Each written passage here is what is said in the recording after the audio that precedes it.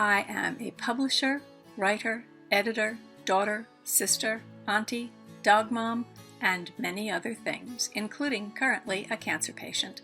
But I am not a doctor or medical professional of any sort. What you are about to watch is an episode of my journey through cancer. I'm sharing my adventure with you in hopes that you'll find something here that's comforting and maybe even inspiring. This video is not intended to provide any sort of diagnosis or treatment plan. Please go talk with your doctor for professional medical advice. This week started out great. I just voted for Josh Shapiro and John Fetterman and every other Democrat on the ticket. So, did you?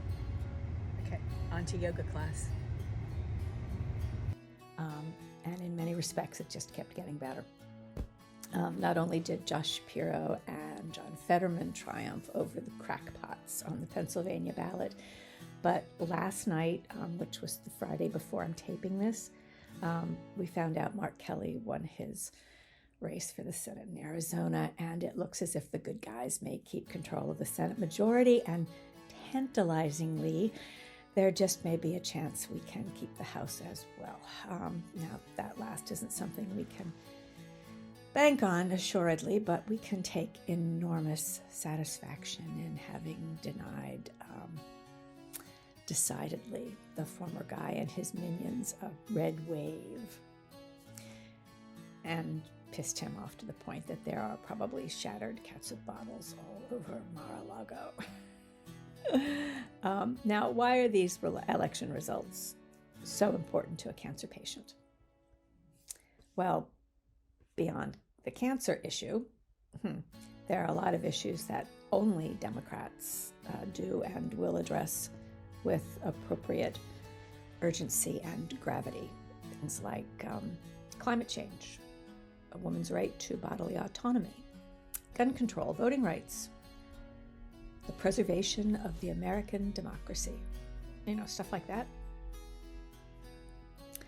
As a cancer patient of a certain age, however, there is a very specific reason to feel absolutely buoyant about the election results. And this reason is that Republicans have very specifically come right out and said they would target Medicare and take its benefits away from us. Democrats have pledged to preserve Medicare, and as a cancer patient whose insurance company, prior to me becoming eligible for Medicare, repeatedly denied tests and procedures that are saving my life right now and made me fight every step of the way to get life-saving care, I wouldn't have been able to access these tests and these procedures unless I just happened to have turned 65 right in the middle of my cancer journey. Medicare is saving my life right now.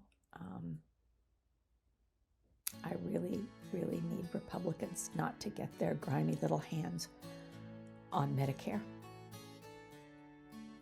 Looking to the future, one in which there is even the slightest chance that Medicare benefits will be extended to every citizen across the board, no matter her age, and no one with a life-threatening illness will ever again have to do battle with both disease and an insurance company at the same time. That's only going to happen under Democratic control of Congress. Not saying it will happen. Not saying universal health care is within our grasp or that there aren't Democrats with dirty hands too. I am saying that congressional control by the only party that actually cares about the welfare of all the American people and not just the 1% is a foundational requirement to making progress. But more on that subject to come, so stay tuned. Then Friday rolled around. On this cloudy, rainy day,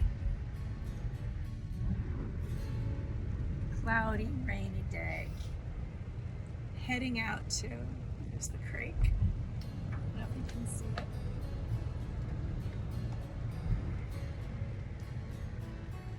on the way to the doctor's office for a follow-up visit to get poked and prodded. It is port flushing day, and may I just say that port flushing days are not my favorite. But Papa Jack, Right. sorry, say hello. I told you the car doesn't go in the rain.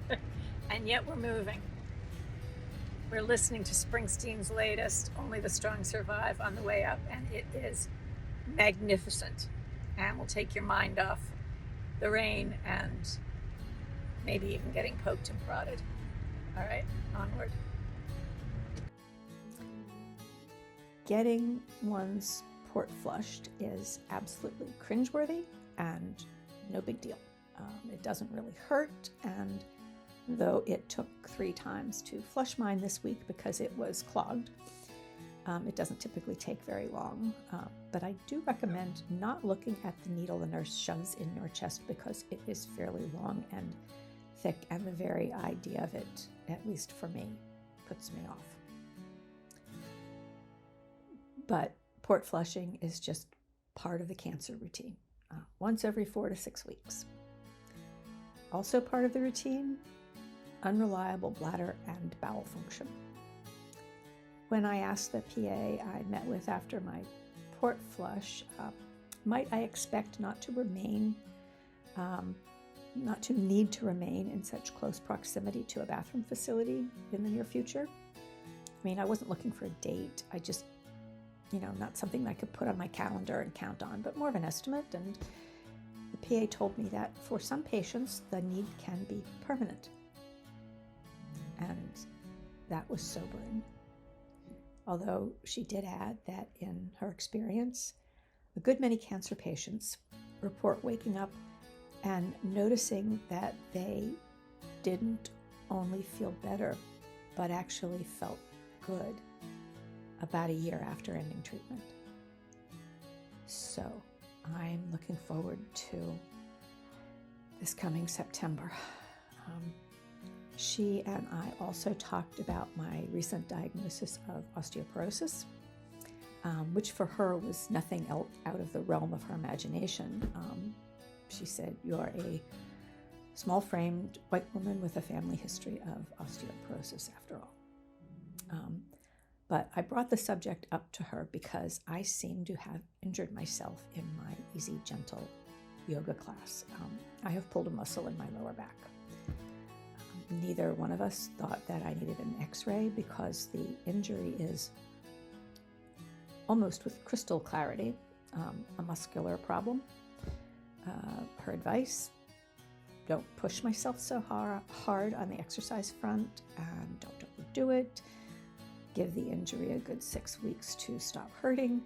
Let her office know if the pain gets worse, because then she's really going to insist on an x-ray. And not overdoing it is more easily said than done, because I so very much want to feel good again. But apparently that's something I'm going to have to wait another 10 months or so to do. Patience. If you want to follow a deeper dive into what I'm calling the not safe for work aspects of cancer treatment and cancer recovery, you can follow me on Patreon. The link is below. So thanks for watching, and I will see you next week. If you liked this video, don't forget to give it a like, subscribe, and ring the bell. Also, don't forget to call your senators and your congresspeople to demand universal health care, and most importantly, don't forget to vote.